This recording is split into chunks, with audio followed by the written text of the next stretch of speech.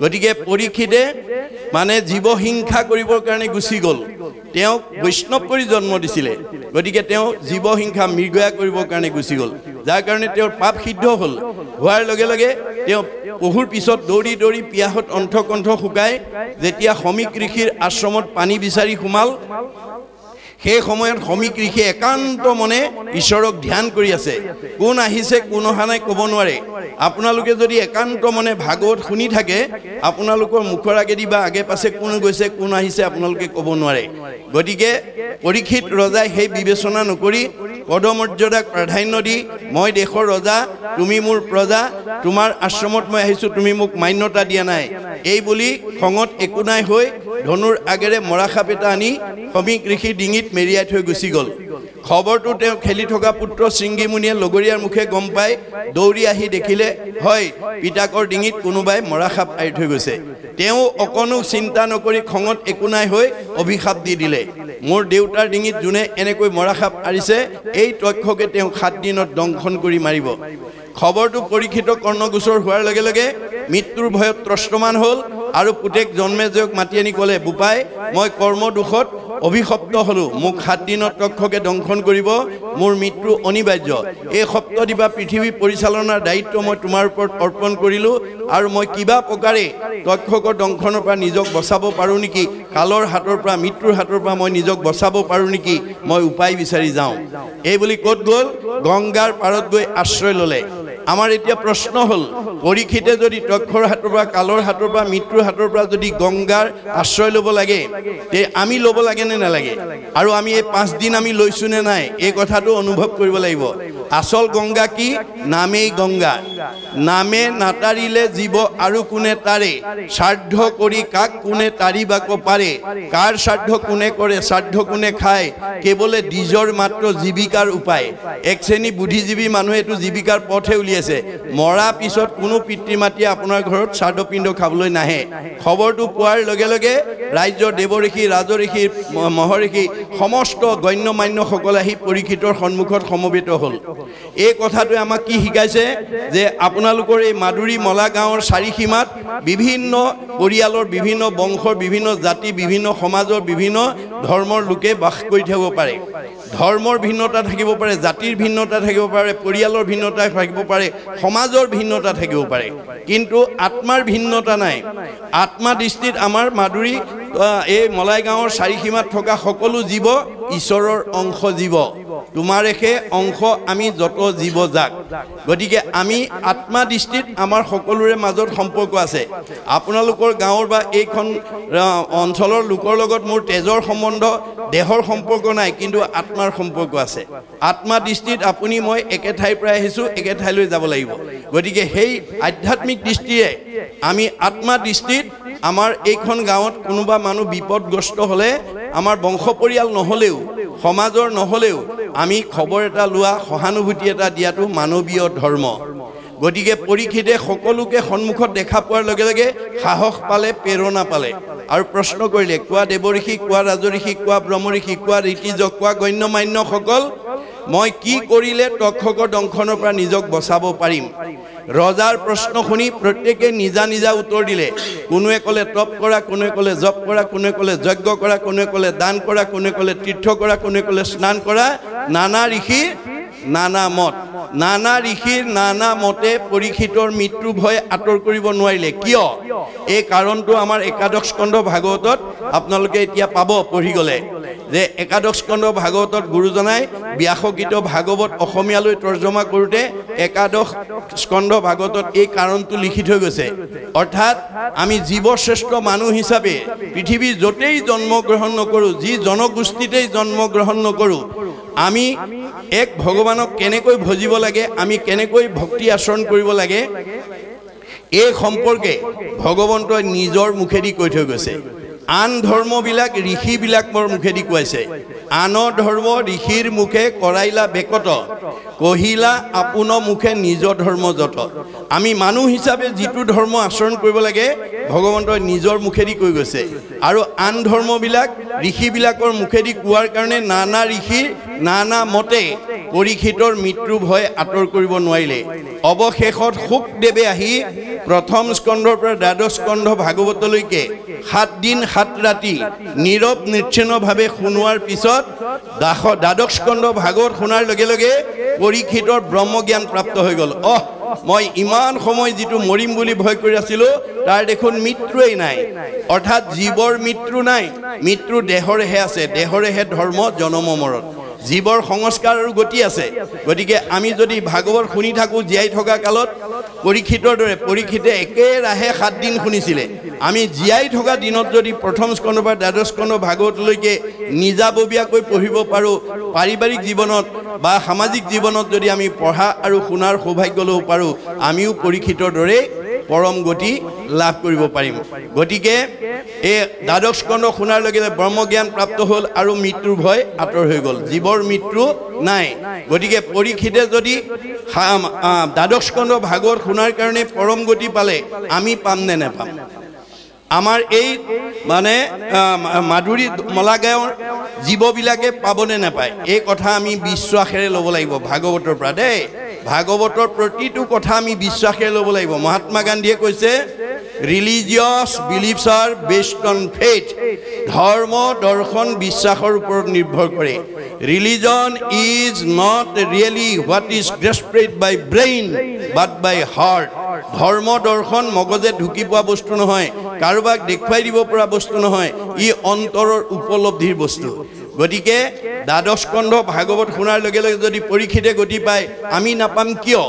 গতিকে ভাগৱত পঢ়া আৰু শুনাত কোনো বাধা নাই দেই ডেকা ল'ৰাই নোৱাৰে গাভৰু ছোৱালীয়ে নোৱাৰে মাইকী মানুহে নোৱাৰে দাড়ি থকাই নোৱাৰে অসৰণীয়াই নোৱাৰে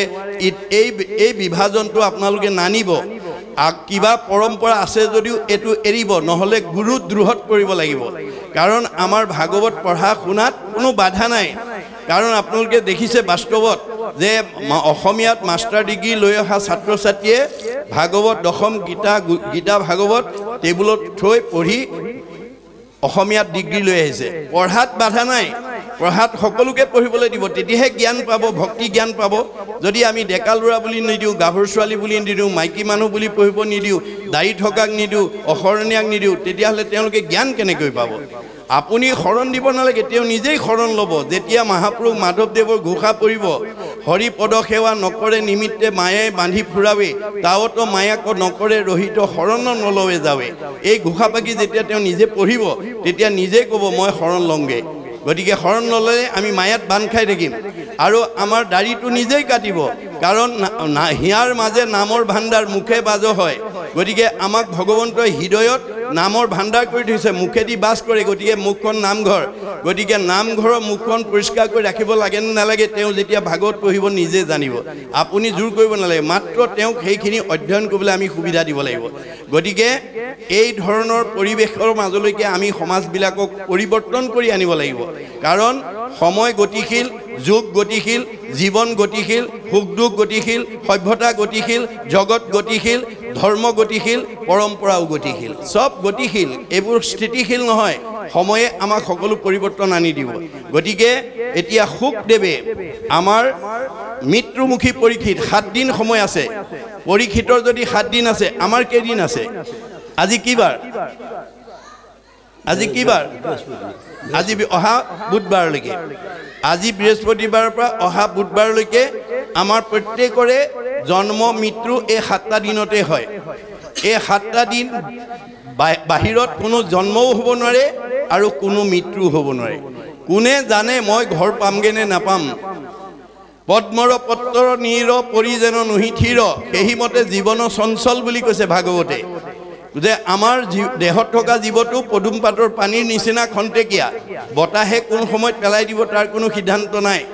আপোনাৰ এই দেহত থকা জীৱটো কোন পৰিস্থিতিত কি দুৰ্ঘটনাত গুচি যাব তাৰ কোনো সিদ্ধান্ত নাই গতিকে সময় থাকোতে দৃষ্টি শক্তি থাকোতে শ্ৰৱণ শক্তি থাকোতে ভৰি গতি শক্তি থাকোতে আমি আজিৰ দৰে অনুষ্ঠানলৈ 10 বন কাটি কৰি আহিব লাগে দেই তোমাৰ গুণৰ মহিমা দেখিয়াই আনজত কাম দূৰতে তেজিয়া থৈলো আজি ইয়ালৈ অহা কাৰ কাম নাই ঘৰুৱা কাম কাৰ নাই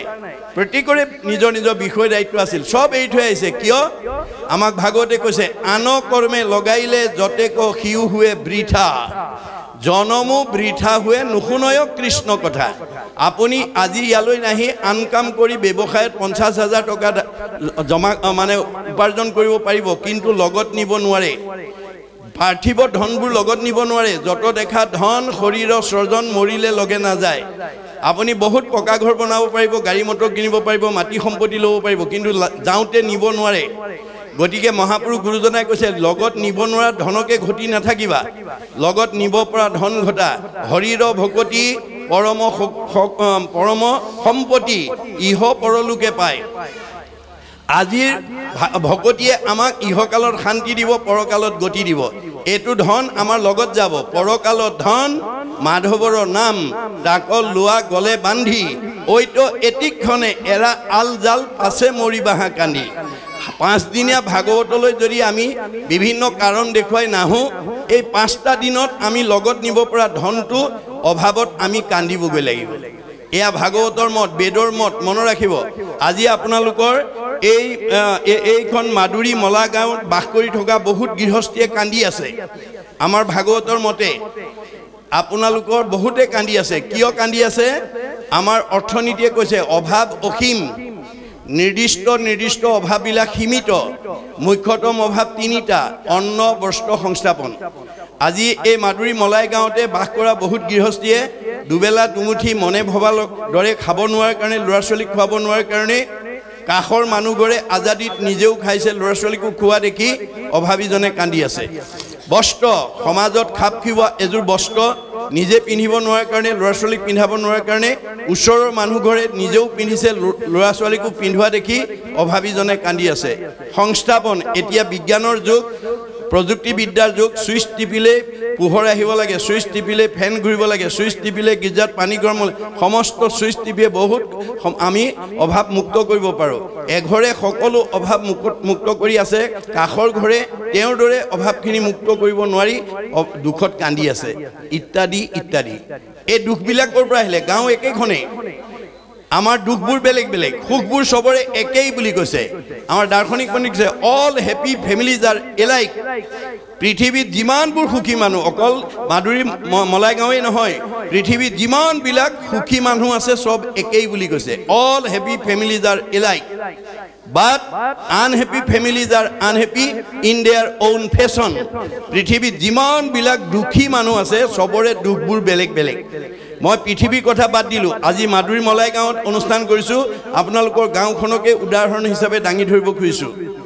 আপোনালোকৰ এইখন গাঁৱত বাস কৰি থকা এখেতে যদি পকা ঘৰ বনাই গাড়ী মটৰ কিনে দামী পোছাক পিন্ধে দামী আহাৰ খাই এখেতৰো ভাল লাগিব তেখেতৰো ভাল লাগিব তেখেতৰো ভাল লাগিব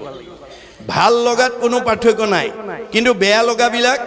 মাদুৰী মলাই গাঁৱৰ কোনোবা দম্পতীয়ে বিয়া পাতিছে সতি সন্তান হোৱা নাই হেতু দম্পতি হেতু দুখ কাৰবাৰ ল'ৰা আছে ছোৱালী নাই হেতু দম্পতি হেতু দুখ কাৰবাৰ ছোৱালী আছে ল'ৰা নাই হেতু দম্পতি হেতু দুখ কাৰবাৰ স্বামী স্ত্ৰীৰ মাজত মনোমালিন্য হৈ থাকে হেতু দম্পতি হেতু দুখ কাৰবাৰ শাহু বোৱাৰীৰ মাজত মনোমালিন্য হৈ থাকে হেতু পৰিয়ালৰ হেতু দুখ কাৰবাৰ ককাই ভাইৰ মাজত মিলা প্ৰীতি নাই হেতু পৰিয়ালৰ হেতু দুখ কাৰবাৰ সব আছে শৰীৰত বেমাৰ আছে হেতু পৰিয়ালৰ হেতু দুখ ইত্যাদি ইত্যাদি এই বেলেগ বেলেগ দুখবিলাক একেখন গাঁৱতে একে পৰিৱেশতে থকা সত্ত্বেও একে আহাৰ পানী একে বায়ু সেৱন কৰা সত্ত্বেও আমি একেখন গাঁৱতে বেলেগ বেলেগ দুখত কিয় ভুগিব লগা হয় এই ৰহস্য ভেদ কৰিবলৈ আপোনালোকে ভাগৱত শুনিবলৈ আহিব লাগিব ৰহস্যক জানে যিটো লোক সততে কীৰ্তন কৰে মুক ধৰি দৃঢ় ব্ৰত কৰি যত্ন বিপৰীত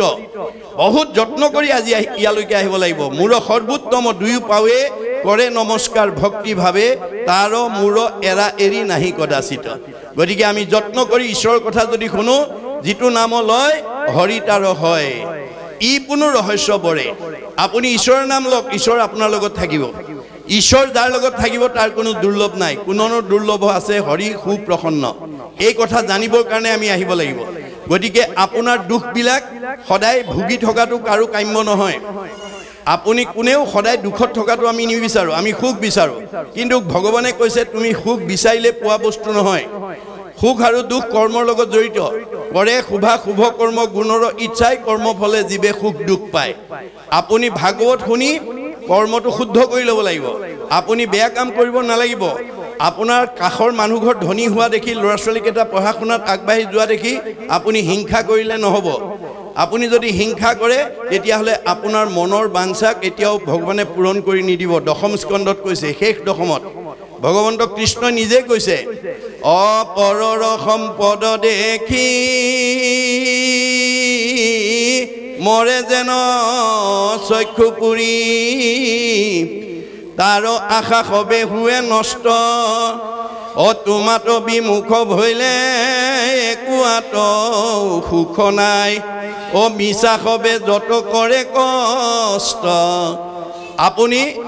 কাৰোবাৰ প্ৰতি হিংসা ভাৱ লৈ যিমান কষ্ট কৰি উপাৰ্জন নকৰক কিম্বা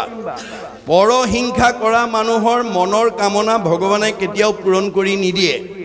মনৰ কামনা পূৰণ নহ'লে আপুনি খোলা হাঁহি মাৰিব নোৱাৰিব খোলা হাঁহি মাৰিব নোৱাৰিলে চেহেৰা ভাল নহয় কমনীয়তা নাবাঢ়ে আয়ুস নাবাঢ়ে সেইকাৰণে বাইবেলত চলোমনে কৈছে merry heart doeth good like a medicine a broken heart dried the bone যাৰ হৃদয়ত আনন্দ থাকিব মেডিচিনৰ দৰে কাম কৰিব আৰু কমনীয়তা বঢ়াই দিব আয়ুস বঢ়াই দিব যাৰ দুখ বেদনাই ভৰি থাকিব সি আৰু ঘিউমৌ খাওক হাড়লৈকে শুকাই যাব আহাৰে চেহেৰা ভাল নকৰে যদি মনটো আনন্দত ৰাখিব নোৱাৰে গতিকে মন আনন্দত ৰাখিবলৈ হ'লে কপিলে মাকক কৈছে মা মোৰ শুনিৰ মল কথা কহন্ত শুনন্ত 24 ঘণ্টাৰ ভিতৰত এক ক্ষণ মনত ৰাখিব কথাটো এক ক্ষণ মানে 4 মিনিট সময় আমাৰ প্ৰত্যেকজন সদস্যই যাতে ঈশ্বৰৰ কথা ক'ব গাব শুনিব পৰা সময় দিব লাগিব 4 মিনিট সময় যাৰ দিব নোৱাৰে সি কেতিয়াও সুখত থাকিব নোৱাৰে তাৰ আয়ুস কেতিয়াও বৃদ্ধি নহয় মনত ৰাখিব কথাটো গতিকে আমাৰ ভাগৱতে কৈছে একক্ষণ মানে যিটো শুনে কৃষ্ণ কথা তাৰ বিনে আনৰ জীৱন যাই বৃথা আমাৰ জীৱনটোৱে বৃথা হৈ যাব আহিল কণা গোল কণা হৈ যাব কাৰণ মানুহৰ জন্মতে ঈশ্বৰৰ কথা শুনিব পাৰে ঈশ্বৰৰ কথা শুনিলেই পুণ্য হ'ব পুণ্য হ'লে পাপ নাইকিয়া হৈ যাব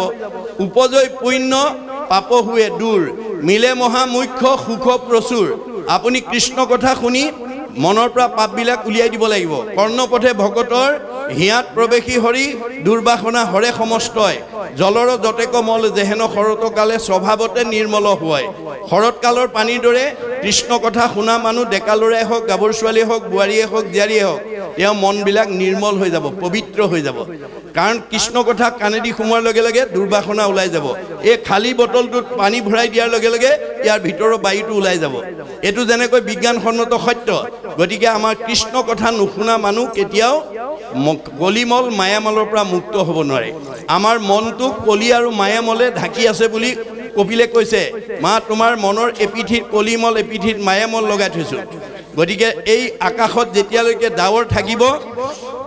তেতিয়ালৈকে আমি সূৰ্যক দেখা নাপাওঁ ঠিক তেনেকৈ আমাৰ মনত যদি এটা পিঠিত কলিমল আৰু আনটো পিঠিত মায়ামল থাকে আমি নামঘৰলৈ আহিব নোৱাৰোঁ ঈশ্বৰ সেৱা কৰিব নোৱাৰোঁ ভাগৱত শুনিবলৈ আহিব নোৱাৰোঁ ভকতৰ সংগলৈকে আহিব নোৱাৰোঁ মনত ৰাখিব কথাটো গতিকে এই কলিমল মায়ামলৰ বৰ্ণনা শাস্ত্ৰত কেনেকৈ দিছে যে আমাৰ কলিমল ব্ৰহ্মাৰ তনুৰ পৰা উৎপত্তি হৈছে বুলি কৈছে ব্ৰহ্মাৰ তনুৰ পৰা কলি উপজিলা পৰম দাৰুণ বেশ বিৰিঞ্চি দেখিলা কোন কৰ্ম কৰো প্ৰভু কৰিও আদেশ দিওঁ ৰাজপদত যো পাওঁ উপদেশ মানে কলিয়ে ব্ৰহ্মাৰ দেহৰ পৰা উৎপত্তি হৈয়ে বাপেকক দাবী কৰিছে দেউতা জন্ম দিলেই নহ'ব ভোগৰ সামগ্ৰী গোটাই দিয়া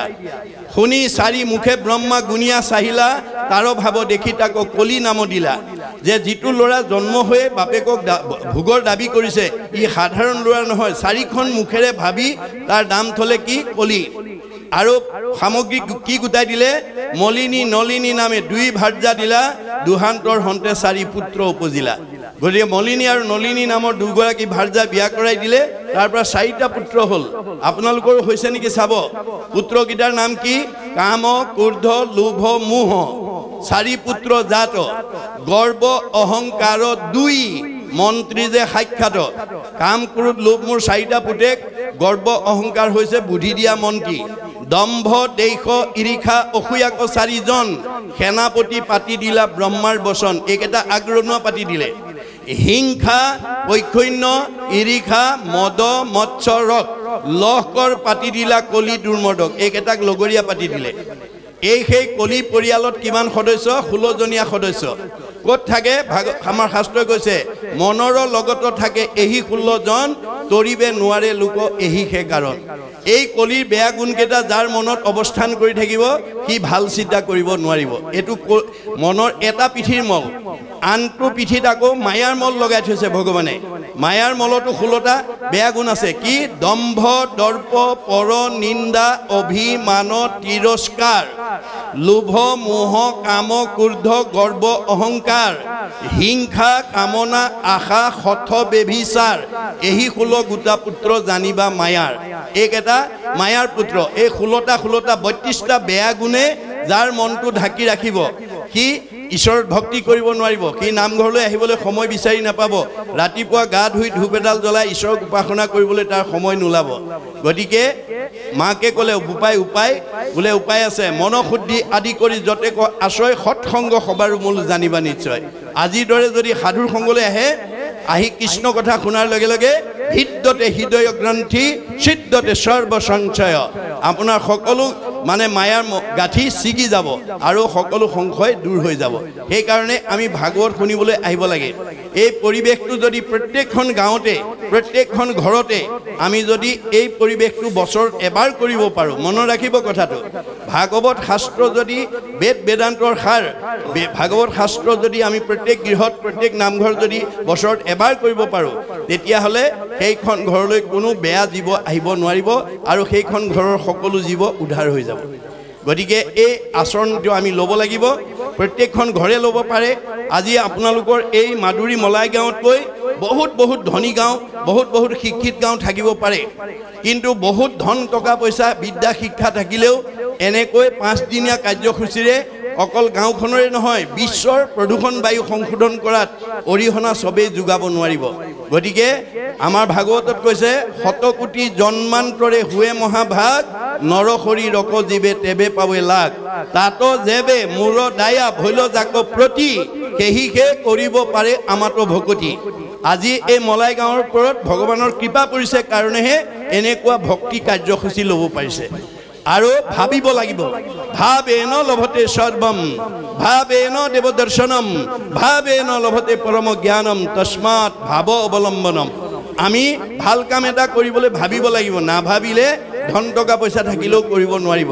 গতিকে এনেকুৱা কৰ্মসূচী যদি আমি প্ৰত্যেক গৃহতে প্ৰত্যেক নামঘৰতে ল'ব পাৰো তেতিয়া হলে সত্য যুগ নামি আহিব বুলি দ্বাদশ স্কন্ধ ভাগৱতে কৈছে ভাগৱত শুনি দূৰ ভৈল কাম ক্ৰোধ লোভ মোহ ছয় জানিবা তেখনে ভৈলে সত্যৰ উদয় আজিৰ তাৰিখত আপুনি সত্যৰ যুগৰ পাৰিষদ হৈ যাব পাৰিব যেতিয়া মনৰ পৰা এই মলবিলাক অতৰাই দিব পাৰিব এই কাৰণে এতিয়া আপোনালোকে দশম স্কন্ধৰ জৰাসন্ধ বধৰ কাহিনী আপোনালোকে পাঠকসকলৰ মুখেদি শুনিলে এতিয়া ভগৱন্তৰ আবিৰ্ভাৱ কিয় হয় আমাৰ বেদত কৈছে মানে यदा यदा हि धर्मस्य ग्लानि भवति भारत अद्भुत स्थानम अधर्मस्य तदात्मानं सृजमहं परित्राण साधुनां विनाशाय च दुष्कृतं धर्म संस्थापनार्थाय सम्भवामि युगे युगे যুগে যুগে হৈ আছে হৈ থাকিব ভগৱান প্ৰধানকৈ 4টা ৰূপত আহে পূৰ্ণ অৱতাৰ অংশ অৱতাৰ কলা অৱতাৰ আৰু বিভূতি অৱতাৰ মনত ৰাখিব 100 ভাগৰ 100 মহিমা যুক্ত হৈ যেতিয়া পৃথিৱীলৈ আহে তাক কয় পূৰ্ণ অৱতাৰ যেতিয়া 4 ভাগৰ 1 অংশ মহিমা যুক্ত হৈ আহে তাক কয় অংশ অৱতাৰ যেতিয়া 16 ভাগৰ 1 অংশ মহিমা যুক্ত হৈ আহে তাক কয় কলা অৱতাৰ আৰু যেতিয়া 100 ভাগৰ 1 অংশ মহিমা যুক্ত হৈ পৃথিৱীলৈ আহে তাক কয় বিভূতি অৱতাৰ গতিকে অপপ্ৰঞ্চে প্ৰপঞ্চে অৱতৰণং অৱতাৰ অপপ্ৰঞ্চ অৰ্থাৎ বৈকুণ্ঠৰ পৰা এই মায়াময় সংসাৰলৈ নামি অহা অৱস্থাটোৱে হ'ল অৱতাৰবাদ এতিয়া পৃথিৱীৰ লৈ নামি আহিবলৈ তেওঁ কোনটো অৱতাৰ ল'ব এই পৃথিৱীৰ ধৰাধামৰ ওপৰত নিৰ্ভৰ কৰিব দাপৰ যুগত পূৰ্ণ অৱতাৰ হৈ আহি এই মানে দুৰন্ত দুষ্ট অসুৰ জৰাসন্ধই যি মানুহক মানে বধ কৰি বহুতৰ ভাৰ্যাবিলাকক আনি বহু হাজাৰ কইনা তেওঁ বন্দী কৰি ৰাখিছিল গতিকে এই জৰাসন্ধক ভীমৰ দ্বাৰা বধ কৰালে কৰোৱাৰ পিছতে সেই অঞ্চলত জৰাসন্ধৰ যিখিনি মানে অশান্তিমূলক অৱস্থাৰ পৰা সমাজ মানে মুক্ত হ'ল আৰু যুধিষ্ঠিৰক ৰাজসুই যজ্ঞ কৰিবৰ কাৰণে আহ্বান জনালে অৰ্থাৎ তেওঁলোকে সকলো ৰজাক পৰাভূত কৰি ৰাজসুই যজ্ঞৰ প্ৰস্তুতি কৰিছে আৰু তাৰ কাৰণে প্ৰয়োজনীয় যিবিলাক আমাৰ মনত ৰাখিব আমাৰ যাগ যজ্ঞ পূজা পাতল আমাৰ কৰিব পাৰিব কিন্তু এইবিলাক হৈছে নীতি নিয়ম বান্ধি থোৱা থাকে বৰ্ণাশ্ৰমৰ ধৰ্মযত যাৰ যেন বিধি আছে তাৰহে কেৱলে অধিকাৰ হৰি নামক কীৰ্তনত নাহিকে নিয়ম একো এতেকেহে ধৰ্ম মাজে সাৰ গতিকে এতিয়া তেওঁলোকে দাপৰ যুগত যজ্ঞ কৰিবৰ কাৰণে তেওঁলোকে কি কৈছে ৰাজসুই যজ্ঞ কৰিবৰ কাৰণে বহুত মানে নীতি নিয়ম মানি ঠাই শুদ্ধ কৰিছে দ্ৰব্য মন্ত্ৰ পাত্ৰ সময়মতে তাক সম্পাদন কৰিবৰ কাৰণে প্ৰস্তুতি আৰম্ভ কৰিছে এইখিনিলৈকে আমাক কৈছে ইয়াৰ পিছত যুধিষ্ঠিৰৰ ৰাজসুই যজ্ঞ নামাকৰণৰ সৈতে এই নামেৰে সৈতে আমাক সুকে পৰীক্ষিত কোৱাৰ চলেৰে আমাক ইয়াৰ দ্বাৰা কি ক'ব বিচাৰিছে আমি ইয়াৰ পৰা শিকিবলগীয়া বুজিবলগীয়া জানিবলগীয়া আৰু উঠি অহা প্ৰজন্মক আমি শিকাবলগীয়া জনাবলগীয়া বুজাবলগীয়া কি দিশ আছে আমি পদবন্ধে আলোচনা কৰিম আলোচনাত যদি আপোনালোকৰ কিবা ত্ৰুটি থাকি যায় বা সংশয় থাকি যায় আপোনালোকে প্ৰশ্ন কৰি সংশয়টো দূৰ কৰি ল'ব কাৰণ আমাৰ ভাগৱতত কৈছে কথা শুনি লেখে গুছে মনৰ সংশয় কৃষ্ণৰ সেৱাত ৰতি তেবেহে বাঢ়য় আপোনাৰ মনৰ সংশয়বোৰ যেতিয়া দূৰ হ'ব তেতিয়া আপুনি ভাগৱত অহাকালিলৈ কেনেকৈ শুনো পৰহিলৈ কেনেকৈ শুনো আগ্ৰহটো বাঢ়ি বাঢ়ি গৈ থাকিব গতিকে আপোনালোকে প্ৰশ্নখিনি পাঠ ভিত্তিত কৰিব আজিৰ কিবা যদি প্ৰশ্ন কৰে এতিয়া আমি যিটো পাঠৰ ওপৰত আমি আলোচনা কৰিম এই পাঠ ভিত্তিত আপোনালোকে প্ৰশ্নটো কৰিব যিটো প্ৰশ্ন উত্তৰ পোৱাৰ পিছত বাকী সকলেও বুজি পোৱাৰ সহায় হ'ব পাঠৰ বাহিৰৰ প্ৰশ্ন এতিয়া ইয়ালৈকে নানিব অন্য প্ৰশ্ন থাকিলে মোৰ লগত বেলেগকৈ আপোনালোকে বাই ফোন যোগাযোগ কৰি হ'লেও সংশয় দূৰ কৰিব কিন্তু এতিয়া বৰ্তমান আপোনালোকে পাঠ ভিত্তিৰ প্ৰশ্ন কৰিব আৰু প্ৰশ্নটো কৰোঁতে মই ব্যাখ্যা কৰি থাকোঁতে ঘপকৈ উঠি প্ৰশ্ন কৰি নিদিব ৰসভংগ হৈ যাব গতিকে মই ব্যাখ্যা শেষ কৰাৰ পিছত কৰিব অথবা লিখিতভাৱে প্ৰশ্নটো মোলৈ পঠাই দিব তেতিয়া আমাৰ আজি পাঠৰ সাৰগৰ্ভতা আমি উপলব্ধি কৰাত যথেষ্ট সহায়ক হ'ব এতিয়া মই পাঠকসকলক যুধিষ্ঠিৰৰ ৰাজসুই যজ্ঞ এই নামাকৰণৰ পাঠত আমাক কি কৈছে আমি পাঠ কৰিবলৈ আহ্বান জনাইছোঁ কৃষ্ণ